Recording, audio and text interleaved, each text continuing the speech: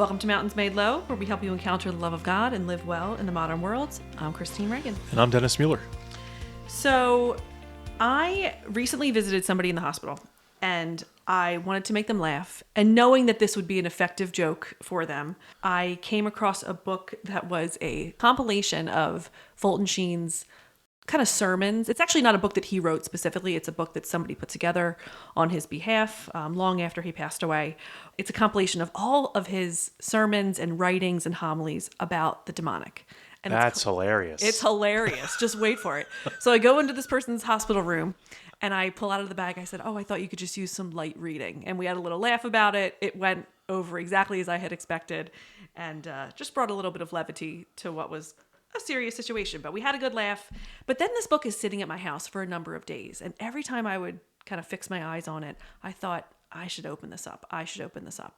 Where'd you get the book from in the first place? I got it from the Hall Family Anthology, which is Your library? Your family library? Yes, my family library. Okay. The books that they have compiled over the years would rival like a small Catholic University scholarship seminary? library. Yeah, it's the real deal. So should you ever need anything, I'll have you check the card catalog.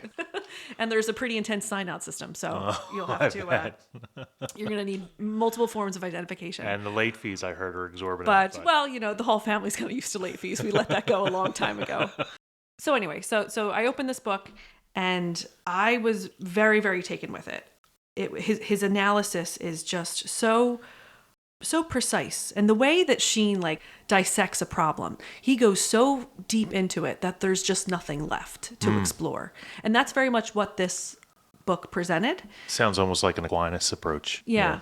He didn't so much spend time talking about demonic possession. That's not what this book is about. This book is about how the devil moves about, and his minions, the devil and the demonic moves about in the church and in the world, and how we can identify it for what it is. So it was more about his activity than anything else. His activity and how we need to take notice of it. How to recognize it. How we can and then respond. how to combat it.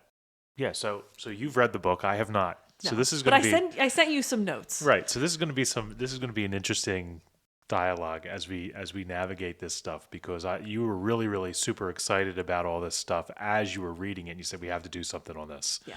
Here it is. Here it is. So there's two incorrect responses that people can have when it comes to the demonic. The first is when we're presented with something that is demonic, our first thing is, well, we just don't believe it, right? The devil doesn't have anything to do with that. Forget that. That's hogwash. That's all make-believe. That's just in your head. The second is to believe it and then have what would be an excessive interest in it. Yeah. Right? To really be kind of like, ooh, this is intriguing. Yeah, it's like an unhealthy fascination. Yeah, it's an unhealthy fascination is a great way to put it. So both responses, just ignoring it and writing off and saying, that's nothing, it's not really what you think it is, or to be drawn to it with an unhealthy fascination, both of those are unhealthy responses. So really, what are we supposed to do when we're faced with this?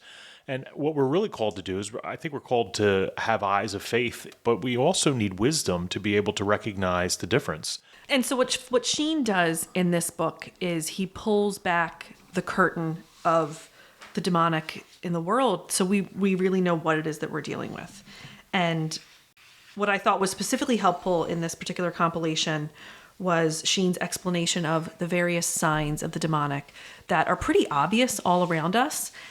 How often do we say, when something happens, we'll respond in a spirit of disbelief and we're just wowed, and we'll say I didn't see that coming.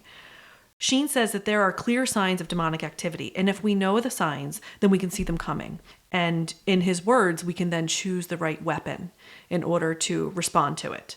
He says there's really no real mystery about who the weapon is. The weapon is Jesus. Always Jesus. Right. But specifically, he gets real specific. He says it's the name of Jesus. It's the holy name of Jesus.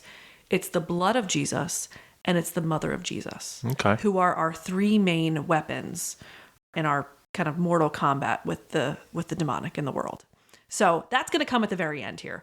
First, I think we should talk about the essence of the problem of evil and the problem of the demonic, and how Sheen explains it, and then how we participate in it, and then how we can notice it and do what we need to do from there. Sheen likens the problems in our world to some kind of alien invasion, whether it's some kind of spiritual or moral decline in the world. whether you look at like the disintegration of the clergy and religious communities in the church. He says in order to account for the way in which things have devolved in the world, there's like a cosmic problem. Yeah, What do you think? I don't know. I You don't have to agree. No, I don't necessarily know. I don't want to say that I don't agree. I would just have to ponder that a little bit more.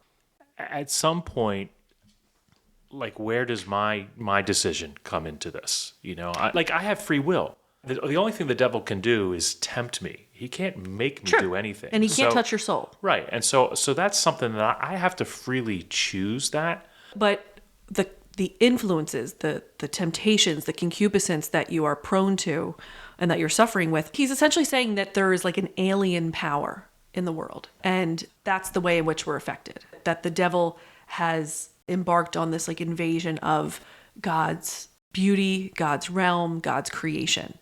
And that it's not the most reasonable thing to say, oh, this is just a problem in the world. No, this is a supernatural problem outside of the world that has infiltrated our presence here. He also calls it the devil's Pentecost, what's going on in the world today, in the sense that the devil is kind of reigning here because of the presence of sin. Paul makes a lot of references to the devil reigning in this world. Yeah. Not in a everlasting permanent fashion, but the devil's really in authority. The devil has power. You don't have to call it the devil's Pentecost, but that's in the sense of the devil really is uncomfortable with that language. This is Sheen's language. So I mean, I would take it seriously because of who he is and the insight that he has. Right. That just makes me a little squeamish when I see it. But I descent. I think the descent of evil in this world can't be ignored. And I think that's what he's talking about. Okay. And we also have to understand, too, that even though sin and death has been conquered, and it hasn't been fully realized yet. And so it's been conquered, it's been defeated, it's been destroyed, including the devil, but it hasn't been fully realized. It won't be fully realized until Jesus comes again in glory. Which is why we need to continue to participate in his salvation. And we still need to save souls. I mean, if it was all one and done, everybody be saved, we wouldn't have to worry about it. We still need to save souls because we're still affected by concupiscence, even though sin and death. So we're still able to succumb to the enemy, and the enemy is going to take advantage of that. Yeah. So if that's what Fulton Sheen's means, then I would agree. I think that's what he means. Okay. I do. Well, then he's using language that I just can't relate to. So I think that's part of the problem. Well, that's fine. You and the English language have a hard time anyway. So, but you agree that the devil is a power. He is an authority. Oh, absolutely. Yes. Yeah. Yeah. There's no doubt there. We've talked about he's not omnipotent, but he is powerful nonetheless. And I do believe that his power is diabolic. I believe that he is here to seek to destroy and to tear things apart. I mean, that's diabolic means, right? To rend. To rend. So anything that destroys unity, corrupts, produces discord, it is diabolic in a sense, because those are signs of his influence. And these are manifestations that the diabolic is all around us. So I can get a sense of, like, if that's where Fulton Sheen's going, I would say, okay, I can see his logic here.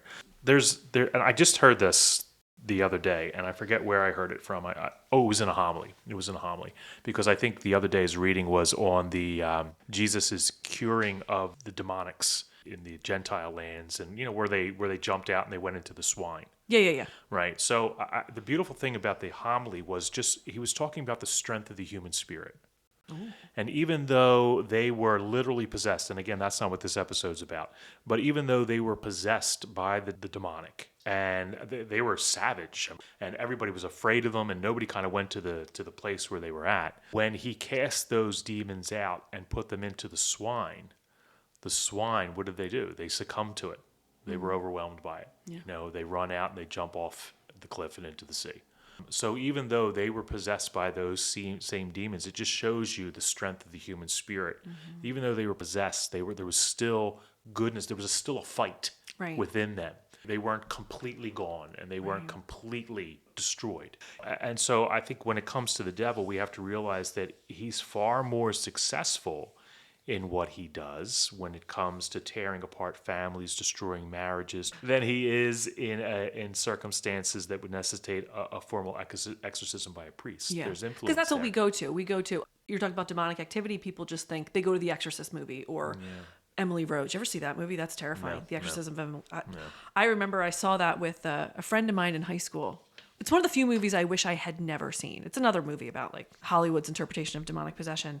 But I remember I went to school the next day, didn't sleep all night, and the friend that I went with did not show up the next day because she's like, I needed a day to recover. Like, it was so upsetting. Wow. I was like, but that's what we go to. We just think this is the only way that the devil works. And you're right, he's way more successful at these little incremental things that do far more damage. I mean, he's no dummy when it comes to those type of things. And if it ain't broke, then why let's just do this as opposed to dramatic demonic possession. This is more destructive. Why call attention? This is more stealthy evil. Yeah.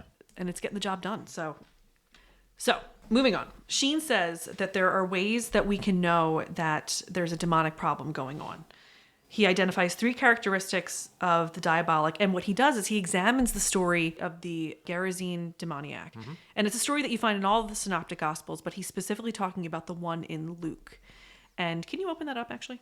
You want me to Give us a read. Okay. Yeah. Then they sailed into the territory of the Gerasenes, which is opposite Galilee. When he came ashore, a man from the town who was possessed by demons met him. For a long time he had not worn clothes. He did not live in a house, but lived among the tombs. When he saw Jesus, he cried out and fell down before him. In a loud voice he shouted, "What have you to do with me, Jesus, Son of the Most High? I beg you, do not torment me." For he had ordered this unclean spirit to come out of the man. It had taken hold of him many times, and he used to be bound with chains and shackles as a restraint, but he would break his bonds and be driven by the demon into deserted places. Then Jesus asked him, "What is your name?" He replied, "Legion," because many demons had entered him. And they pleaded with him not to order them to be departed to the abyss. So he takes that story, which again you can find in Luke chapter 8, and he says the 3 signs of the demonic are present in what this man is going through. He's not worn clothes for a very long time. The first sign is an obsession with nudity. The second sign is violence, which is seen in the fact that he's bound by shackles and he breaks the shackles and he's doing damage to himself. Mm-hmm. So it's an obsession with violence. And then the third characteristic is the division that he's experiencing in his own self, his own split personalities, where he's asked, what is your name? And he's not just the one man, but rather he's infiltrated by many, right? How much is a legion? What, 6,000? Yeah, I think so. Something like that. Yeah. So he's having an identity crisis in himself because of this relationship to the demonic. So Sheen says, I have trouble with just one voice in my head, let alone 6,000. So I can understand where his stress is coming from. So if we look at these 3 things, and we look at this element of nudity, which is not necessarily what you think it is at first hearing, but nudity, violence, and an identity crisis, a split personality in your own self. Those are clues that there's something demonic going on. It doesn't mean that you're necessarily possessed, but that the devil is at work in the world.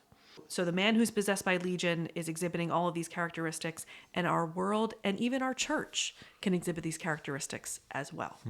All right. Thoughts before we get into the meat of this? No, I'm anxious to see where you're going to go with this. Okay. Do you like this? How are you feeling about it? This is interesting. I'm going to be processing a lot of this probably as we go through this. All right. So let's start with the nudity element of it. So don't misunderstand Sheen when he's talking about nudity. He's not saying that there's anything wrong with the body.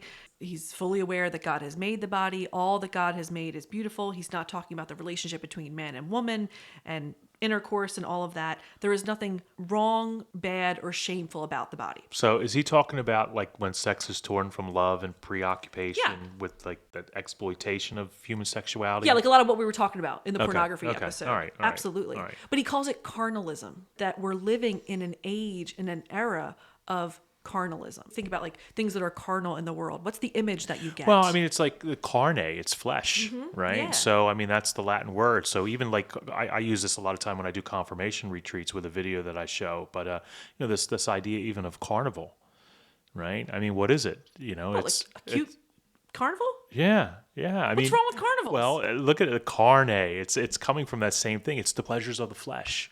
Gosh, I never thought of it that way. You're not wrong. I just never thought of it that way. And kids can relate to it because, like, if I'm going to a carnival, what pleasures of the flesh are there? Well, they have exhilarating rides, right? And you know, and it makes me feel good, and I get excited. And look at the food, like all the food that they have there. Oh man, you want to talk about pleasures of the flesh? Where else can you get fried dough and fried Oreos and Twinkies? And look at how this Ferris wheel is being balanced by a single pebble. And everyone just says, yeah, that's okay. That's safe. Kids, go on it. Yeah.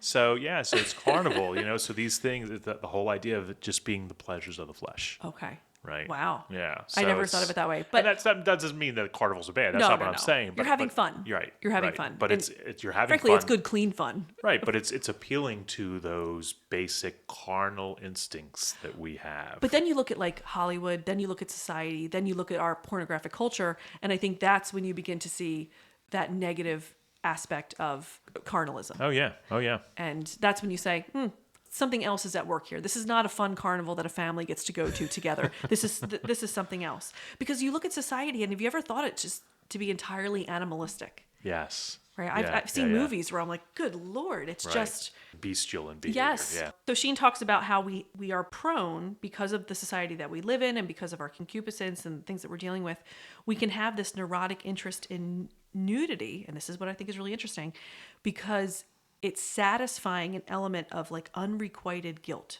that we have. And he says, instead of the soul stripping itself of the guilt, it strips itself of garments. Well, what's the guilt then? The guilt that comes from sin. Oh. Yeah. Ooh, that's... The unrequited guilt of the human experience. So instead of being like, oh, I have to deal with my soul, I have to strip this from my innermost self, my interior life, I'm just going to take off all my clothes instead. Ooh, I never would have made that type of a connection. But says, no, I think it's an interesting take. I do think it's an interesting take. He explains it more and more. He talks about how we're meant to bear our souls, but instead we bear our body. And it's really like a substitute for the internal work that we should be doing in terms of growing in holiness. He says, instead of admitting the guilt of the soul in the light of conscience, it ravages the body, making the clothes a substitute for sin. And then, this is not a direct quote, but he talks about the absolution being given to the epidermis rather than to the inner man. I think it's an interesting perspective. And clearly, I mean, he thought and he prayed on this for a while when he was putting all this stuff together This himself. is over like the entirety of his Yeah. So I know that he's given a lot of thought to this, and it sounds like he's really refined it, much like Paul has in his earlier writings. And you get to Letters of the Romans, and it's a pure theological masterpiece. But he's repeating a lot of the things that he said earlier, but really refined. And I would agree with him as I think about it, because when you think about the human person, we spend so much time concentrating on the physical needs, wants, and desires that we often do not deal with the spiritual. Right. And sometimes it's the wounds that are there in the spiritual life, in our spiritual life, those spiritual wounds, those deep wounds where we have hurt and pain and we need to experience forgiveness, or we need to offer forgiveness, that what does it do? It eats away at our body, eats away at the mind. And there's something about our internal human experience where we know that something has to go. We know that there should be some kind of stripping away, but we're stripping the wrong things. Yeah. And so I think that's the unrequitedness. I can see where he's saying where that need to take care of the soul and deal with those spiritual needs is now manifesting itself in a physical outlet. And he's saying that we're always trying to get back to how we were in Eden, but we're unwilling to do any real work or sacrifice for it.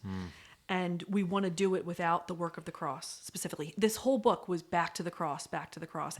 He says we really want to try to reclaim something about ourselves, but without the work of the cross. And he says only the cross of Christ renews our original innocence, which we lost by sin. Yeah, and I can see where we would see this, and even in the pornographic culture, the way in which we are tempted to use others for our own gratification. I mean, so we're, again, appealing to that physical side of things, but we forget that we're called to be instruments of Christ in the world, that we are sons and daughters of the Father, and that we're really made to be a reflection of the image of who we are created in. So it's like we have the knowledge, but we're going about it in the wrong way. we're responding in the wrong way. Yeah, completely opposite direction. Yeah.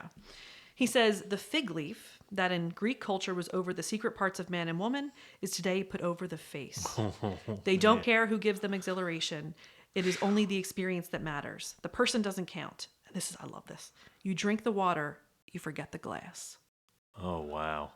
I wanted to do an episode on this solely so I could read that one line. You drink the water, but you forget the glass. Well, just the idea of the fig leaf, moving the fig leaf from the part that really needs to be hidden, and we just put it over the face. Right. I mean, what is the face? It's our identity. If you're like, oh, I think I recognize that person, but I need them to turn around so I can look right at them and I can know who it is. Right. But if we're just covering up, that's our identity. Yeah. That's a powerful statement there. yeah. Wow. We're not supposed to be objectified and then just discarded, which is what this obsession with nudity will drive us to do. Okay. That's not what love is. Love involves people, and people have faces.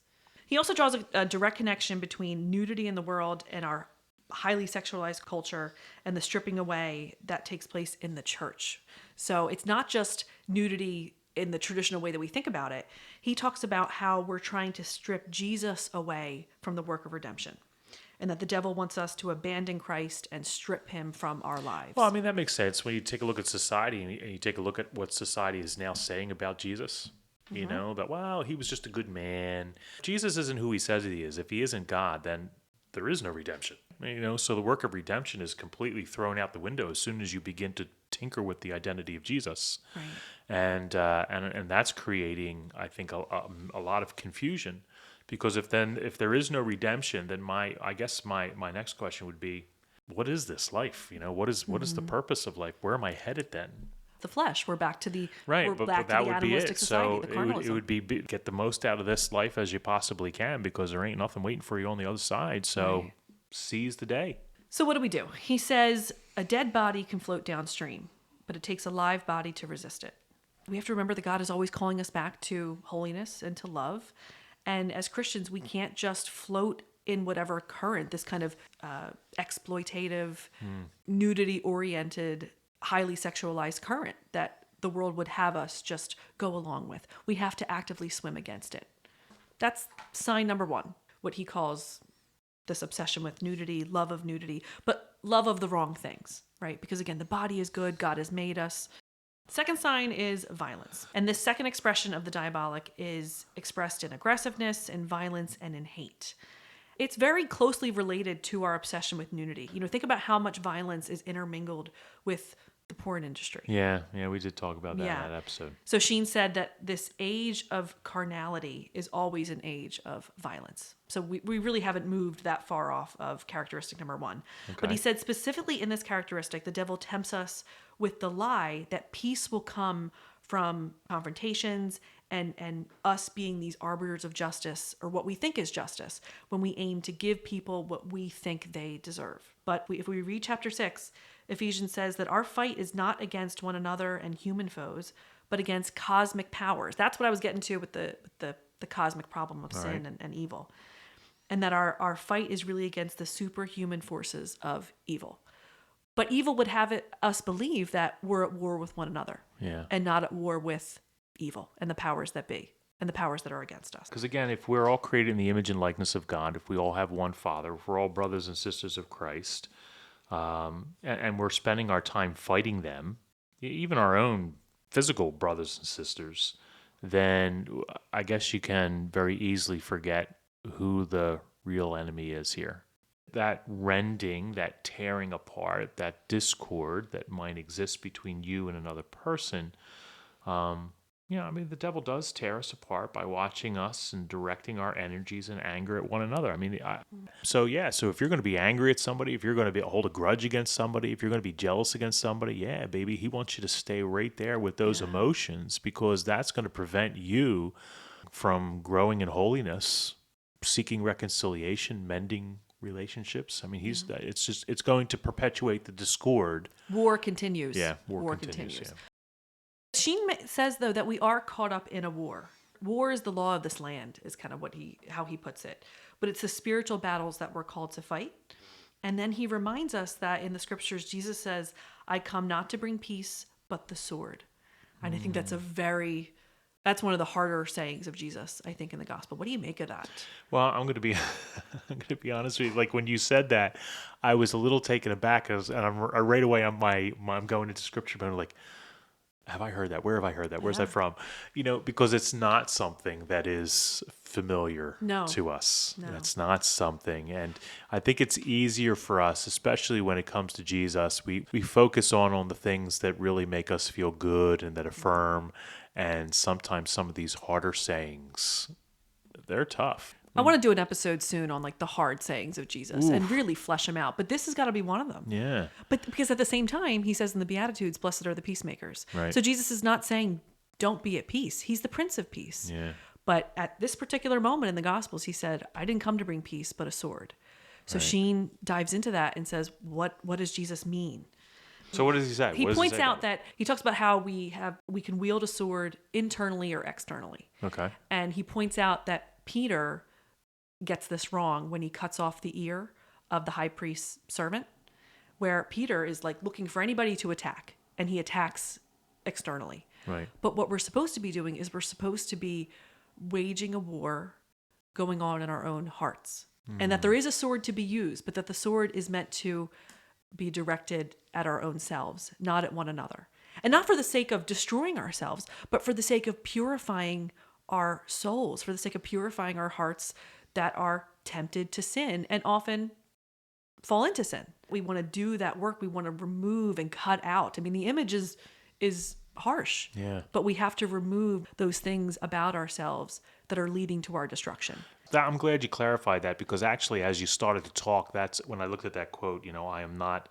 I come not to bring peace, but the sword. That's what I was envisioning. I said, Yeah. if he's not talking about violence, so what does he mean by sword? He means almost like a scalpel. The idea of using a scalpel to cut that, to remove that, which is really it serves as, I guess, like what he says in other parts of scripture. If it's an obstacle to you, cut it off. Yeah. Right. Yeah. So if something is standing between you and holiness, between you and God, between you and your brother or sister, between you and your neighbor, you got to do whatever you have to do to cut it off, cut it out. Because it's better that you enter into the kingdom of heaven maimed than not at all. Right. Right. So. And we know that even as we hear this, Jesus is never talking about doing physical violence to Right, ourselves. right. But it's Of about course, doing of the course. spiritual work. Get to the ego. Do whatever he's saying. Get to your selfishness. Get to your greed. Get to those things that have to go. Do whatever it takes to remove that from you. But the devil delights so much in having us just wield our swords at one another. Yeah. Right? The sharpest of swords at one another. He And talks to about. wallow in it. So here's a quote from Sheen. He says, I firmly believe the less men wage war within their own breasts, the more they will wage war against their neighbors and nations. Is that not what goes on in the world today? The line separating good and evil passes not through states, nor between classes, nor between political parties either, but right through every human heart and through all human hearts. Solzhenitsyn. Who is willing to destroy a piece of his own heart? And so we seek to destroy each other. But sometimes I need to take that scalpel to my heart, because there might be something in there that's very hard, that hardening of the heart. I just think of my own health. The hardening of the arteries, right? I mean, what do they have to do when you have bypass surgery? What are they doing? They're removing that hard artery. Yeah. Not that I've had that, but my days are coming. But when they remove that hardened part that's no longer good and can't be used, it's a problem, and they have to replace it. So, Or when you got a blocked artery, what do? They stick a stent in there, Yeah. and then they expand it to open so it up. that the blood can rush back through. Right. And then everything works as it should. Yeah, we always think about the other person being the problem, or we think about this other thing is causing me to sin. The line between good and evil lies within me, because frankly, I'm the only one that I can even control. It's easier to put the blame on somebody else, I think, than have to stand there and look at the mirror and look at yourself. And we'll get to mirrors in just a couple of moments. But Sheen says, he who will not crucify his own concupiscences will nail others to a cross. That's the problem with violence. Right. That we'll seek to take it out on everybody else but ourselves. He says, he who does not take up his own cross will lay it contemptibly on the back of a neighbor. And I think that's where Jesus kind of gets into this whole, when he's teaching about and accusing the Pharisees of being hypocrites. right? Because they're saying, you need to change. You can't do this. You are a sinner. And Jesus is like, dude, take a look in the mirror. Take a look at what you are doing. And I think it's easier to kind of cast the blame and disparage. Oh my gosh, just go back to the story of creation in that third chapter of Genesis. God says, hey, where are you? What does Adam do? He blames God, right? And then what does Eve do? She blames the serpent. Like nobody takes responsibility. It's easier to cast disparaging accolades and remarks and all this stuff on somebody else and say, it's his fault. It's his fault. It's not my fault. And you might think, gosh, okay, I'm not at war. I'm not shipped overseas in some way. I'm not being violent with my neighbor. But what about somebody's character? What about the violence that can be an assault? Just take a look at our another cancel person? culture today. So, I mean, we can use swords in a variety of ways. And I think one of the greatest swords that we have is right here. It's this mouth. Yeah. Oh, right? Absolutely. Yeah, because I mean, the power of words and my ability to say something, text something, write something, post something. You can delete it. You can take it back. You can apologize for it, but it's out there. Do you have a sharp tongue? I can when the situation calls for it, but sharp in terms of wit. I don't think so much as being cutting. Yeah, I really don't have. Can't tell you how many times my poor mother went, Christine, your mouth. Growing up and maybe just yesterday. I mean, really, I gotta. And we're laughing about it. I know it's a problem, but maybe you laugh as you heal. Who knows? Getting back, Sheen says that violence is the demonic in its starkest, most severe form. He says, under the inspiration of the Holy Spirit and divine grace, our stiff hearts and unbending selves can become kind. Our hearts are resurrected when we allow God to confront the darkest parts of ourselves, which are a result of sin because we're not bad in and of ourselves. But he reminds us that we always find new life in Christ, not the death the demonic would have us give ourselves over to. Our God is a God of life, not destruction and violence. But this takes time, and spiritual warfare can be just as brutal as human warfare, if not more. Yeah. But we can be assured that over time we can conquer. But any diabolic temptation that we experience is an opportunity to allow God to show his glory. Just think about some of the physical wounds, the physical pain that we have. I know that it's going to be short-lived. Like even when I get a migraine headache, I know that this isn't going to be for the rest of my life. This is going to go away. But I think sometimes when we think about those spiritual things that we're wrestling with, we're not really sure if the pain's going. Like if you're suffering. Oh my gosh, I could not agree more. Well, I really struggle with this. Yeah. If something bad happens, or I'm struggling. This is how I'm always going to be. I mean, just think about like the pain of a divorce, the loss of a child, a wounded relationship, and or those cutting words that just tear you apart and make you feel horrible. Feeling crippled by fear. You think I am never going to feel any different than I feel right now. Yeah, my gosh, something happens to you, and now you see that with people who are victims of crime, whether it's a rape or some type of violence, and they're always in the back of their head thinking, could this happen again? And how will I get past this? And they relive the experience over and over again. So I think while it's easy to heal from physical wounds, I think sometimes those spiritual wounds, we sit back and we think this is never going to end. Yeah. Right? It can end. Yeah, it can end. Oh, yeah. And it will end. But we there's a process for that to happen. Yeah. There's a process. Sheen reminds us that the devil fights alone, but God fights with us. And I do. I saw that quote. That's a powerful T-shirt line. waiting to happen. Yeah. That's a good line. Well, I think that this is like my head's spinning a little bit. Yeah. And I can't imagine where things are at with the listener. We've right probably now. lost most of them. Well, but I think that this is really, really good content. I think it's important for us to hear. And I'm, like I said, not coming into this completely cold. I think a lot of the stuff that you're bringing to the table is important for us to hear and to understand how the influences of the demonic are working in our life. But maybe we should take a time out. Take a breath. Come back next week. Let people digest this so this episode doesn't get too long, and then we can come back next week. Okay. I think we could do that. All right. All right. Excellent. We'll see you next week. All right. God bless.